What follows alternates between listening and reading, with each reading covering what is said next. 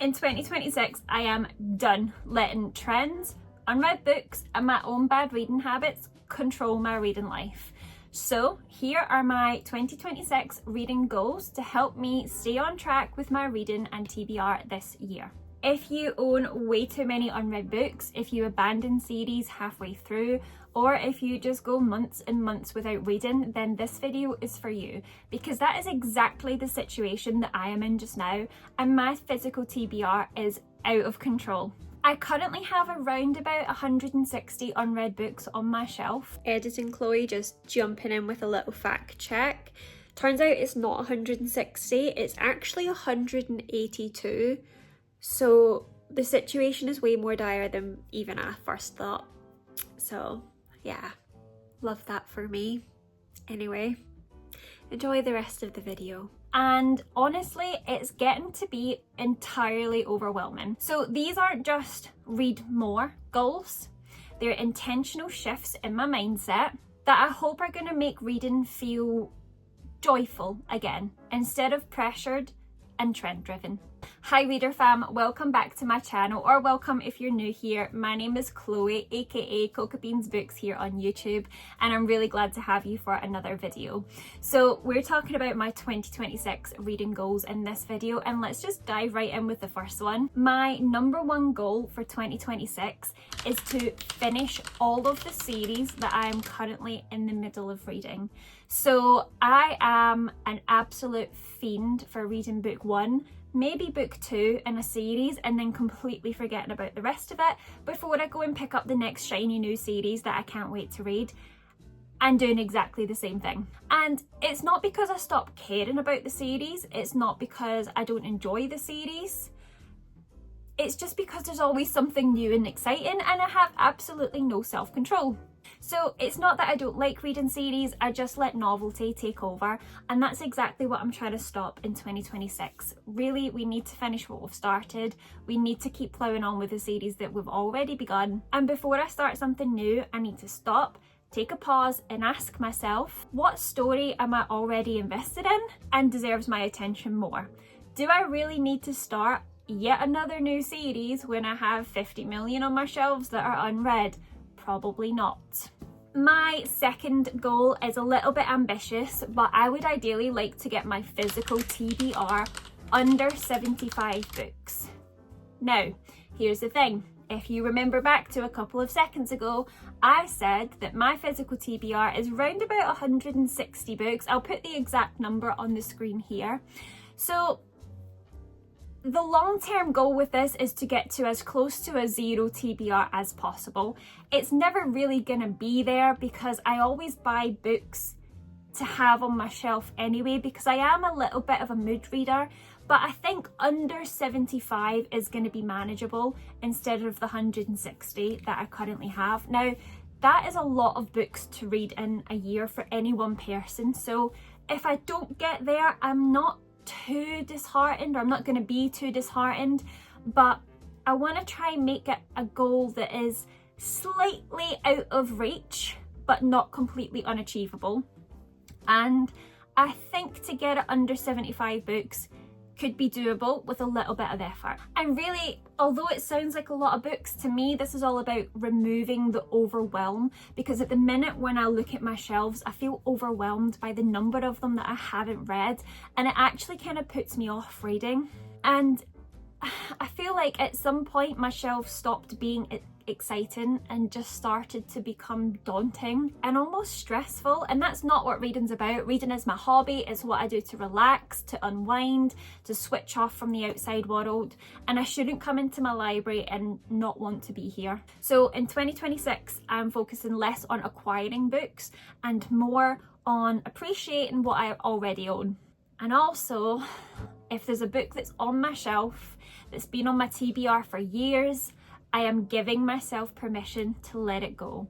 And actually, I have already filmed an unhaul where I have close to 100 books that I've gotten rid of these shelves. and that video is going to be coming in a couple of weeks time, so stay tuned for that if you want to see what books I decluttered. My third goal is a bit of a strange one, but I want to read more during the summer months. Historically, I take quite a big break from reading between about May and August, and I maybe only read 1 to 2 books, if that, and normally that's sort of my break so I don't burn out from reading. But actually there is a lot of time where I could be reading something, even if it's just a really short, light-hearted romance, or even if it's listening to an audiobook just to get something else ticked off of the TBR. Anything like that. It doesn't have to be high pressure, it doesn't have to be a high stakes, massive, epic fantasy tome. Just keep doing something. Some sort of reading is better than nothing. So summer 2026 is all about flexibility while still trying to keep up the pace a little bit to get rid of the TBR as much as we can. Again, within reason. I don't want to overwhelm myself, I don't want to burn myself out, but that's going to be the time for those lighter, fluffier books. Basically anything that keeps me connected and engaged during those months. Goal number 4 is possibly the most important goal on this whole entire list, and it's that I want to read more intentionally. One of the pitfalls that I constantly fall into is I read for trends, not for enjoyment. I am constantly buying books because they are trending on Book Talk, Bookstagram, Booktube. I am always taking on recommendations. I am always buying books that I necessarily wouldn't pick up on my own just because lots of other people say that they love and enjoy them. And this year I want to stop doing that. A lot of my current TBR is books that's exactly why they're there. It's because it's a trend.